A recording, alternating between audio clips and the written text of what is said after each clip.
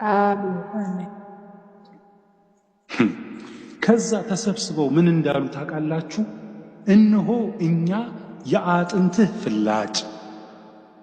አቤት መዛመድ ፈለጉ በጣም በቃ ዳዊትን ሲጠጋጉት የዳዊትን ልብ በቃ ሊያራሩት የዳዊትን ልብ በቃ ፈለጉ። ስብስብ ብለው አገር ሁሉ የእስራኤል ሕዝብ ሁሉ የእስራኤል ሰው ሁሉ እስራኤል ሁሉ በኬብሮን ወደ ዳዊት ተሰብስበው እነሆ እኛ አሉት የአጥንትህ ፍላጭ የሥጋህ ቁራጭ ነን። አይገርም? ተሰብስበው ሥጋህ ከሥጋችን ነው፣ ካንተ ሥጋ ነው የተቆረሰው የኛ ሥጋ፣ አጥንታችን ደግሞ ካንተ አጥንት ተፈልጦ ነው የተሰጠን። ካንተ ጋር በጣም ዝምድና አለን፣ ካንተ ጋር በጣም ኅብረት አለን። ስለዚህ የኛ ማንነት ካንተ ማንነት የወጣ ነው። እኛ የአጥንትህ ፍላጭ የሥጋህ ቁራጭ ነን። ከዛስ አስቀድሞ ሳኦል ንጉሥ ሆኖ ሳለ እስራኤልን የምታወጣና የምታገባ አንተ ነበርክ። ለስሙ ንጉሣቸው በንግስና ላይ የተቀመጠው እስራኤልን የሚመራው ንጉሥ ተብሎ የተቀመጠው ማን ነው? ሳኦል። ነገር ግን ወንበር ብቻ ነው የተቀመጠበት። ሳኦል እንዲሁ ለስም ተቀምጧል። የእስራኤል ሕዝብ ሁሉ እስራኤል ሁሉ ግን የአጥንትህ ፍላጭ የሥጋህ ቁራጭ ነን የሚሉት ማንን ነው? ዳዊትን። አንተ ነበርክ እስራኤልን የምታወጣ የምታገባ አንተ ነበርክ፣ ለስሙ ነው የተቀመጠው እያሉት እኮ ነው። አምላክህ እግዚአብሔር ሕዝቤን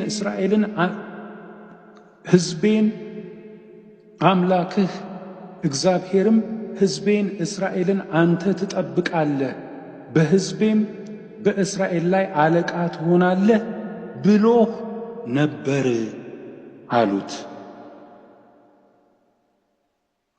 ውስጥ ላይ ነው የሚገኘው። እንደዚህ ይላል አንደኛ ሳሙኤል ምዕራፍ 16 እንደዚህ ይላል። እግዚአብሔርም ሳሙኤልን በእስራኤል ላይ እንዳይነግስ ለናቅሁት ለሳኦል የምታለቅስለት እስከ መቼ ነው?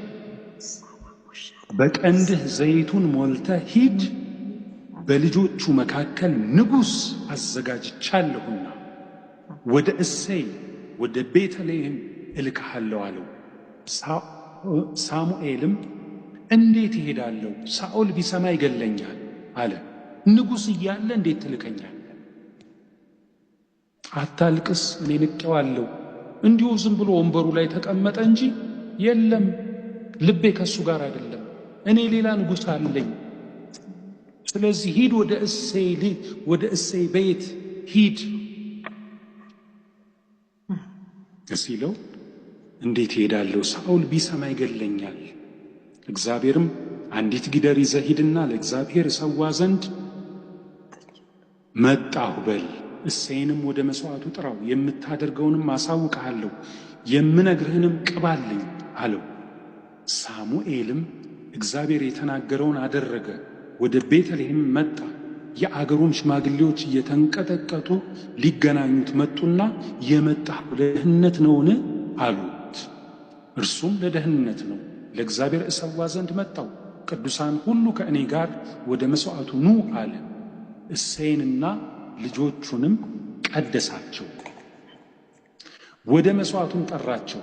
እንዲህ ሆነ፣ በመጡ ጊዜ ወደ ኤልያብ ተመልክቶ በእውነት እግዚአብሔር የሚቀባው በፊቱ አለ አለ። አቤት የሚገርመው! ዳዊት በወላጆቹ ረሳ፣ በወላጆቹ የተናቀ፣ በወላጆቹ የማይታሰብ፣ ዳዊት በወንድሞቹ ፊት ራሱ የተረሳ የተናቀ የማይታሰብ ዳዊት በአገልጋዩ በዚህ በነቢዩ በሳሙኤል ራሱ በእግዚአብሔር ሰው ራሱ ልብ ውስጥ የሌለ የተረሳ የተናቀ። ስለዚህ ኤልያብን ልክ ሲያየው በእውነት እግዚአብሔር የሚቀባው በፊቱ አለ አለ። እግዚአብሔር ግን ሳሙኤልን ፊቱንና የቆመውን ዘለግ አትይ፣ ሰው እንዲያይ እግዚአብሔር አያይምና ናቅሁት። ሰው ፊትን ያያል፣ እግዚአብሔር ግን ልብን ያያል አለው። ክብር ለኢየሱስ ይሁን። በሰው ፊት የማትበቁ፣ በሰው ፊት የማትታዩ፣ በሰው ፊት የሆነ ሞገስ የሌላችሁ፣ በሰው ፊት ተቀባይነት የሌላችሁ፣ ነገር ግን የእግዚአብሔር የልቡ ሐሳብ የልቡ ደስታ በሕይወታችሁ ያለ ወገኖቼ፣ ወንድሞቼና እህቶቼ የእግዚአብሔር ልብ ካንቺ ጋር ነው። የእግዚአብሔር ልብ ካንተ ጋር ነው። ሰው ፊትን ያያል፣ እግዚአብሔር ግን ምንን ያያል? ልብን ያያል። የልብ አምላክ ነው የምናመልከው። ክብር ለኢየሱስ ነው። የልብ አምላክ። ከዛ እሴይም አሚናዳብን ጠርቶ በሳሙኤል ፊት አሳለፈው።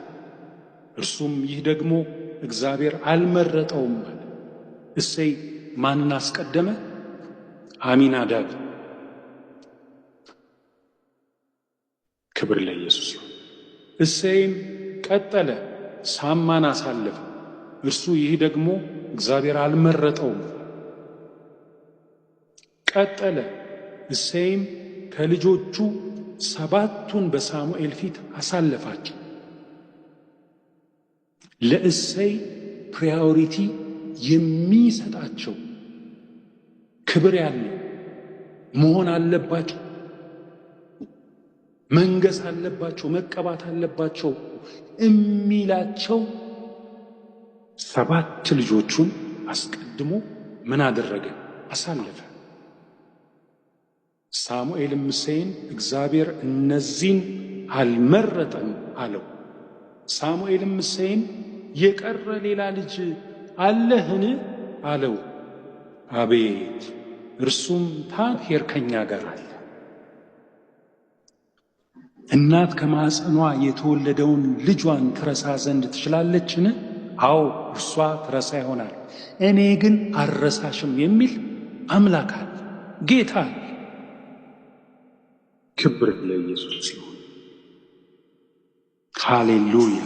ኢየሱስ ጌታ ነው። ከእናትና ከአባት ይልቅ የሚቀርብ ማን አለ? ማን አለ? እስኪ ንገሩኝ። መቼም ብዙዎቻችን ማጆሪቲ እንዲያውም ከአባታችን ይልቅ እናታችንን የምንወድ ብዙ ሰዎች አለ አይደለ? ከእናት ከአባት ይልቅ የሚወድ የለም። ከእናት ከአባት ይልቅ ግን የሚቀርብ የሚወዳጅ የማይረሳ የማይተው አንድ ጌታ እግዚአብሔር አለ። ክብር ለኢየሱስ ይሁን። ለዚህ ነው ዳዊት እሱን በሚመለከት ዝግጅት ላይ፣ እሱን በሚመለከት ግብዣ ላይ፣ እሱን በሚመለከት ታላቅ ድግስ ላይ ሽምጥጥ አድርገው ረሱት።